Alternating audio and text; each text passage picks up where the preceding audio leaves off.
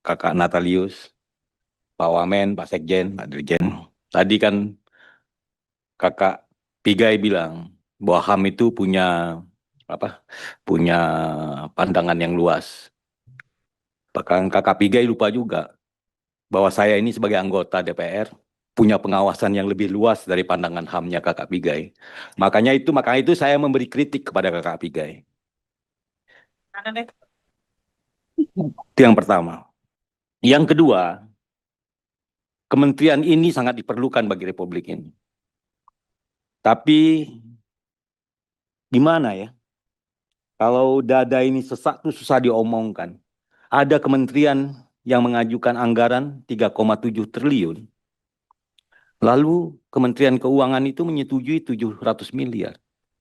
Apa kita tidak bertanya kepada Kementerian Keuangan? Dia melihat fungsi Kementerian HAM ini sebagai apa?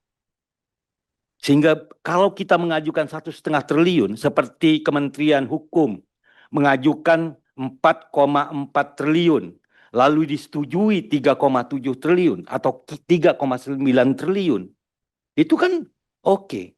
Ini ada lembaga yang diakui negara dan itu masuk dalam 8 cita-citanya Presiden dan nomor 1, lalu mengajukan anggaran sebesar itu, lalu disetujui cuma 700 miliar.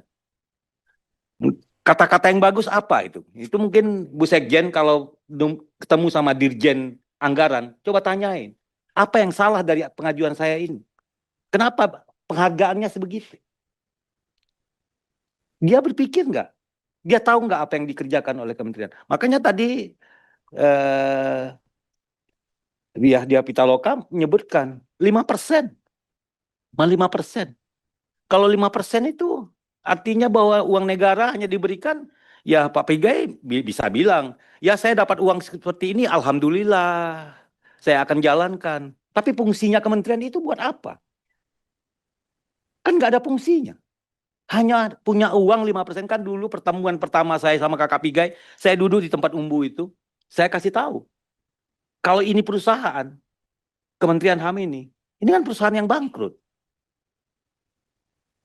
Kan punya uang 700 miliar, hanya 40 miliar digunakan untuk memproduksi. Yang 600 sekian miliarnya digunakan untuk dirinya sendiri. Ada buku bagus. Buku bagus itu yang ngarang mungkin nanti apa nih? Mas Mugi bisa baca. Friedrich Hayek. Itu Jalan Penghambaan. Jalan Penghambaan itu menceritakan bagaimana institusi modern yang mahal. Inilah institusi modern yang mahal, akhirnya uang yang dia miliki hanya untuk mengurus dirinya, bukan untuk mengurus masyarakatnya. Nah, mungkin perlu dibaca buku itu. Atau perlu belajar filosofi Jepang, atau Hananta Tento. Itu juga menceritakan itu. Bahwa orang hanya mengurus dirinya. Kalau saya jadi kakak Pigai atau Mugi, saya malu juga. Malu saya. Saya punya uang, tapi nggak bisa ngurus apa-apa. Untuk itu, pimpinan, perlu dilakukan perbaikan kembali. Bukan ceritanya menambah yang 500 miliar itu, bukan. Tetapi apa pertanggungjawaban negara ini terhadap usulan sebagai sebuah lembaga yang sangat dihormati ini memberi penghargaan seperti itu. Jadi kita nggak usah dulu bicara penambahan. Kita mau bertanya, tadi kemarin kita waktu RDPU sama Dirjen Pemasyarakatan, kita juga membahas soal anggaran ini. Bagaimana Dirjen itu tidak punya anggaran. Akhirnya kemarin disepakati dalam kesimpulan rapat kita minta izin mengundang Dirjen Anggaran. Kita mau tanya Dirjen Anggaran ini. Untuk kementerian-kementerian yang penting di Komisi 13 ini, kenapa dia melihatnya seperti itu?